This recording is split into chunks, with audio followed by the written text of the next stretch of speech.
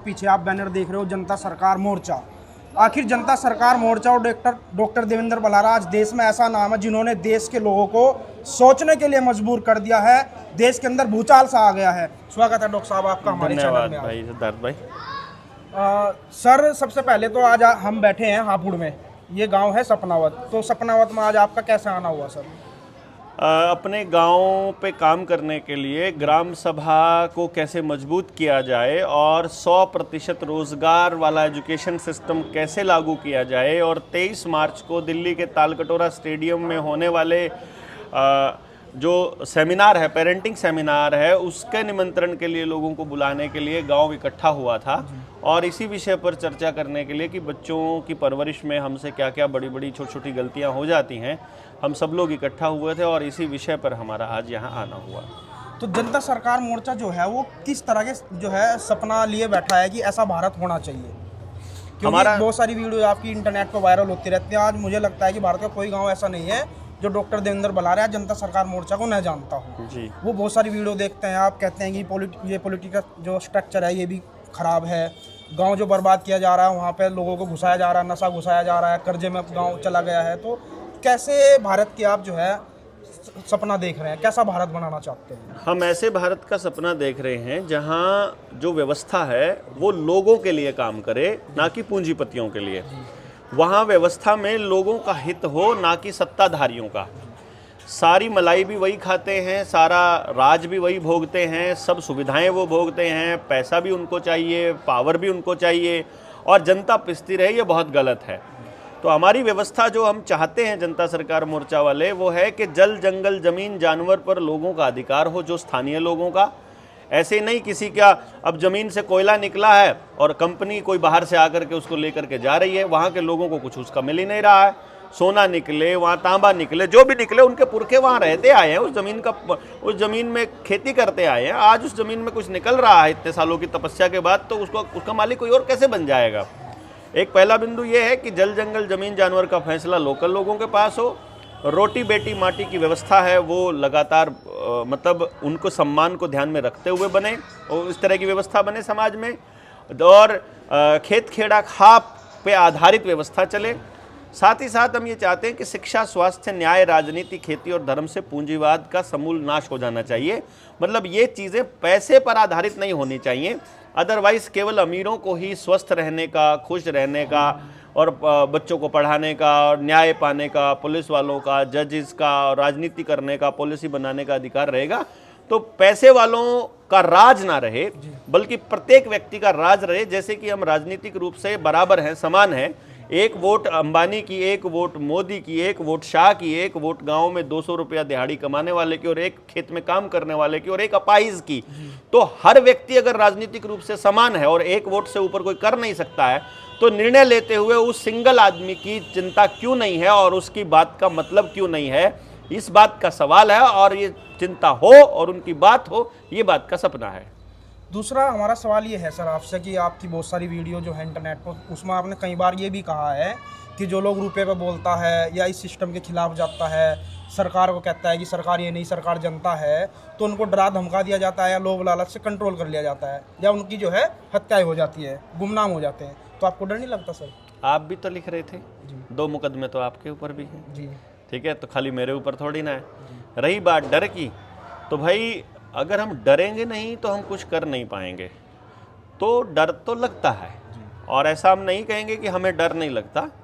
हमको इस बात से डर लगता है कि बिना कुछ कहे, बिना कुछ किए कीड़े मकोड़ों की तरह मर गए। तो हमको डर लगता है कि हम अपने बच्चों को वो समाज नहीं दे पाए जो हमारी ड्यूटी थी। तो हमें डर लगता है कि हम कहीं रास्ता भटक तो ना जाएं। तो बाकी मरने से डर नहीं लगता, क्योंकि मरना सभी को है, रिवाज है हमारे परिवार में तो मरने का पुराना, ठीक है। हमारे पुरखे सारे मर लिए, तो पिताजी बचे हुए हैं, वो देखते हैं, तो वो भी कभी ना कभी, हम भी कभी ना कभी, तो मरना तो सभी को है। जिनके यहाँ अमर होने का रिवाज हो वो डर के ना बोलो। और दूसरी बात ये है कि भाई आज के टाइम पर इन लोगों से पिटाई का डर, मेरे ख्याल से पिट के हमने देख लिया है, तो उससे भी कोई दिक्कत नहीं होती। लोभ लालच होता तो इस काम पे लगता ही नहीं, फिर तो कोई बहुत मोटी मलाई के काम करते, फिर तो कुछ और करते, फिर इनके खिलाफ थोड़ी ना बोलते। तो डरते हुए हम बोल रहे हैं, अपने समाज के लिए कुछ करने की नीयत से कुछ बोल रहे हैं, अपने बच्चे को एक अच्छा समाज देने के उद्देश्य से बोल रहे हैं। इसमें क्या भुगतना पड़ेगा हमें नहीं मालूम, लेकिन उस भुगतान से हम नहीं डरते, क्योंकि मैंने बचपन से अपने बच्चे को भी यही सिखाया है और मैं भी ये बात अच्छे से जानता हूँ कि अपने कर्मों का फल भुगतने से डरने की ज़रूरत नहीं है। अगर डर लगता है तो वैसे कर्म ही मत करो।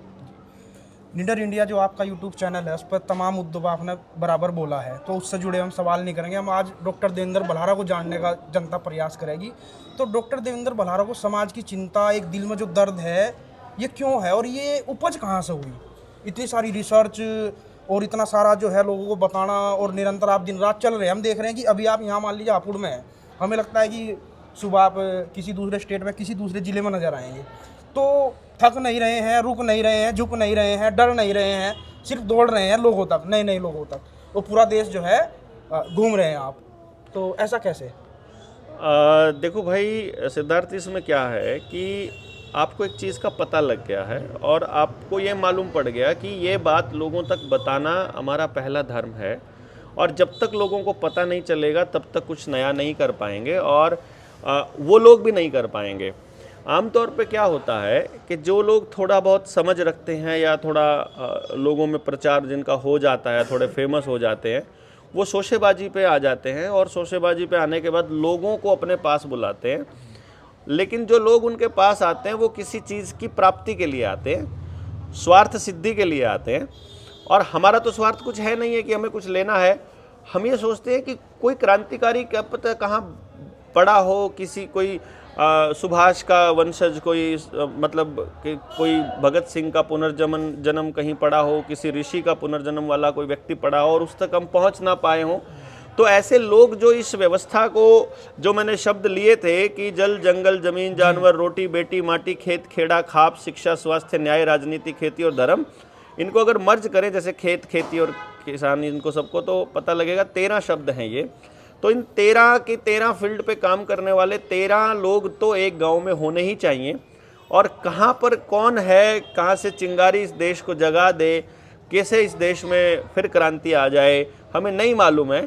तो अभी तो परमात्मा को ये बताने का समय है कि देखो हम अपना काम कर रहे हैं ईमानदारी से, इसका फल क्या देना है, किसको देना है, समाज को किस दिशा में लेके जाना है, हमको क्या प्रेरणा देनी है, हमको नहीं मालूम है। पर जब तक ये नहीं करते हैं तब तक चैन नहीं पड़ता है। और देखो अपनी व्यक्तिगत खुशी के लिए, अपने मन के चैन के लिए और अपने बच्चे को बेहतर समाज देने के लिए हम लोग लगे हुए हैं। लोग इसको समाज सेवा कहते हैं।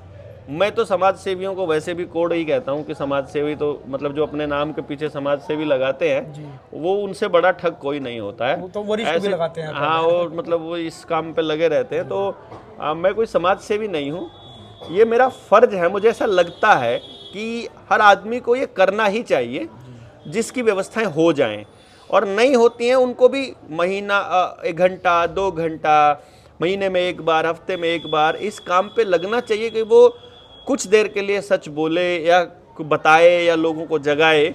और अगर वो ऐसा करता है तो मुझे लगता है कि इतनी सारी गड़बड़ ना होती। तो जिनको पता था वो बोले नहीं और अपनी बात को दूसरों तक नहीं बताया, इसकी वजह से गड़बड़ हुई। तो हम चिल्ला इसलिए रहे हैं कि लोगों को समझ में आए कि उनको भी बोलना ही होगा, बोलने के अलावा दूसरा रास्ता नहीं है। कुछ साथियों को ये बात शुरू में अजीब सी लगती थी, आज अपनी ज़बान से वो लोग साथी बोलते हैं कि बोलना तो पड़ेगा ही और बोलने से होगा, बोलने से बदल रहा है। और वो ये एक तरह से ऐसा समझिए कि गांव के चारों तरफ घंटियां लगी हैं, हम तो घंटी बजाते हुए घूम रहे हैं। और इस चक्कर में देश के अंदर ये भ्रमण चल रहा है। कोई निश्चितता नहीं है, कोई टारगेट नहीं है, जीवन में कुछ पाना नहीं है। बस इस वक्त जो काम ठीक लग रहा है वो कर रहे हैं, उसी में ये सब चल रहा है। जनता सरकार मोर्चा अभी किस रास्ते पे है और आपको क्या लग रहा है कि कितना सफल हो चुका और कितना भी सफल होना बाकी है? अभी तो हमने शुरुआत ही की है जी। अभी मोर्चे ने कोई ऐसा कोई अचीवमेंट, वैक्सीनेशन पे जागरूकता फैलाई है, वो हो गया है, लोग जागरूक हो गए हैं। 4 साल में जा कर के एक चीज़ के ऊपर जागरूकता आई है। पानी पर जागरूकता आनी बाकी है, बीज पर बाकी है, खेती पर बाकी है, जहर मुक्त खेती करने पर बाकी है, जहर मुक्त समाज करने पर बाकी है।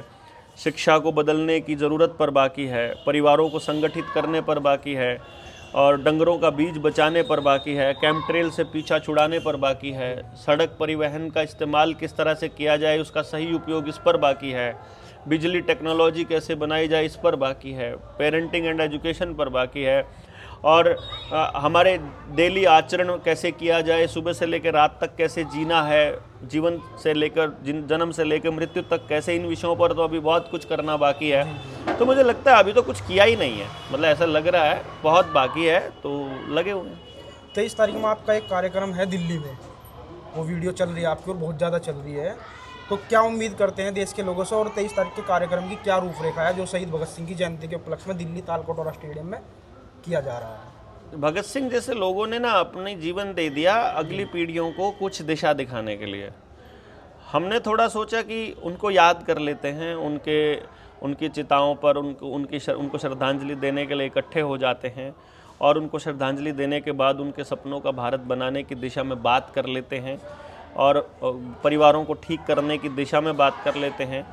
बहुत सारे प्रोग्राम्स हैं, वहाँ हमारी टीम 1000 की अनाउंसमेंट है, हमारे STLs की अनाउंसमेंट है, हर ज़िले के लिए संपर्क सूत्रों की अनाउंसमेंट है, जो लोग मोर्चे में काम कर रहे हैं उनके बच्चों के लिए मोर्चे का क्या प्लान है, उनकी महिलाओं के लिए मोर्चे का क्या प्लान है, आने वाले वक्त में जो गुरुकुल हम शिष्यकुल जो खोलने वाले हैं उसका क्या प्लान है, शिक्षा क्रांति यात्रा का क्या प्लान है, ऐसे बहुत सारे प्लान हैं जो उसमें प्लान किए हुए हैं। तो 23 मार्च को तालकटोरा स्टेडियम में दिल्ली 2026 में पहुँचेंगे लोग, और जो पहुँचेंगे उसी के हिसाब से हमारा प्लान बनेगा, क्योंकि हमारा तो कोई टारगेट नहीं कि इतने लोग, हम सामने देखेंगे कि काम करने वाले लोग कितने हैं, भीड़ कितनी है, खामखाई आने वाले, हाजिरी लगाने वाले, फ़ोटो खिंचाने वाले कितने हैं और सच में काम करने वाले कितने हैं, उसके बेसिस पर हमारा कदम तय होना है।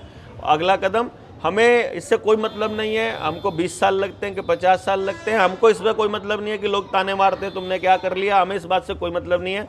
हमको सिर्फ ये रखना है कि हमें जल्दबाजी नहीं करनी है अपने किसी टारगेट तक पहुंचने के लिए, और टारगेट तक पहुंचना हमारा मकसद नहीं है, हमारा मकसद रास्ता दिखाना है कि सही रास्ता क्या है, और रास्ते पे हम चले हुए हैं। उसी रास्ते पर ये एक पड़ाव है तालकटोरा स्टेडियम 23 मार्च 2026 शहीदी दिवस पर पेरेंटिंग और एजुकेशन पर सेमिनार। इसके अलावा तो और तो इसमें क्या ही कर सकते हैं। आखिरी सवाल हमारा आपसे ये है कि जनता सरकार मोर्चा के जो भी साथी हैं पूरे देश में, और जो जनता है, जो भी मान ली जनता सरकार मोर्चा और कार्यक्रम लीडर इंडिया यूट्यूब चैनल आपका देख रहे हैं लेकिन अभी किसी तरह से आपसे नहीं जुड़ पाए हैं, उन लोगों से, और जिन लोगों का अभी ज़मीर जिंदा है, जो देश के लिए कुछ करना चाहते हैं, उनके लिए कुछ संदेश आप अगर देना चाहें? देखिए, संदेश का तो ये है, आप मेरा फ़ोन देना, संदेश का तो ये है कि हमें एक तो ये समझ लेना चाहिए कि आप अपने बच्चों के अगर उत्थान के लिए कुछ नहीं कर रहे तो फिर आप कुछ नहीं कर रहे, और आपके बच्चे का उत्थान, आपके बच्चे की भलाई तब तक नहीं हो सकती जब तक पड़ोसी के बच्चे की नहीं होती है। तो पूरे गांव के लिए अगर कोई व्यवस्था नहीं है तो समझो वो आपके बच्चे के लिए भी नहीं है। और जिन लोगों को जुड़ना है, जो जुड़ नहीं पा रहे हैं, फिलहाल तालकटोरा स्टेडियम के लिए आप वीरेंद्र जी से संपर्क कर सकते हैं 94 570 74 75 0, यानी कि 94 570 74750। ये नंबर है वीरेंद्र सिसोदिया जी का, इस पर संपर्क करके आप जुड़ सकते हैं। 95 18 17 00 00 पर मैसेज करके भी जुड़ सकते हैं। तालकटोरा स्टेडियम में आपको आना है, और मोर्चे में एक बहुत सिंपल सा फंडा है हमारा, आप मैसेज करके ग्रुप में जुड़ गए तो आप मोर्चे के नहीं हो जाते हो, और आप भावना से भी मोर्चे के साथ हो तो आप मोर्चे के हो जाते हो। मतलब हमारे साथ चलने के लिए तो आपको काम ही करना पड़ेगा। मेरे लिए कोई काम नहीं करना, आपके लिए, किसी के लिए कोई काम नहीं करना, अपने गांव के लिए काम करना पड़ेगा, अपने पड़ोसियों के लिए काम करना पड़ेगा। ये मोर्चे की पहली कंडीशन है कि आपको अपने बच्चों के लिए अपना पड़ोस ठीक करना है। ये हमारा मेन वो रहता है कि आप अपने पड़ोस पर काम करना चालू कर दीजिए। यदि आप कहते हैं कि पड़ोस में ये दिक्कतें हैं, उन दिक्कतों को दूर करने का प्रोविज़न हो सकता है, उनको दूर करने के उपाय हो सकते हैं, उन पे काम किया जा सकता है, लेकिन पहले उस बारे में बोलना शुरू करिए, सोचना शुरू कीजिए, प्रॉब्लम्स की जड़ तक जाने की कोशिश करेंगे। और अपने लोग जो STLs हैं और दूसरे हर जिले से जुड़े हुए लोग हैं उनसे जुड़िए, जुड़ने के बाद सीखते जाएंगे। बहुत से लोगों को 4 साल में समझ आया, बहुत से लोगों को 2 साल में अपना रोल समझ आया। ये प्रोसेस इतनी फास्ट होती, मैं कौन होता हूँ आपको बताने वाला, आपको क्या करना है। आपको पसंद आया कि ये वाला काम बहुत अच्छा है तो आप इसी में सेवा कीजिए अपने पड़ोस को जगाने के लिए।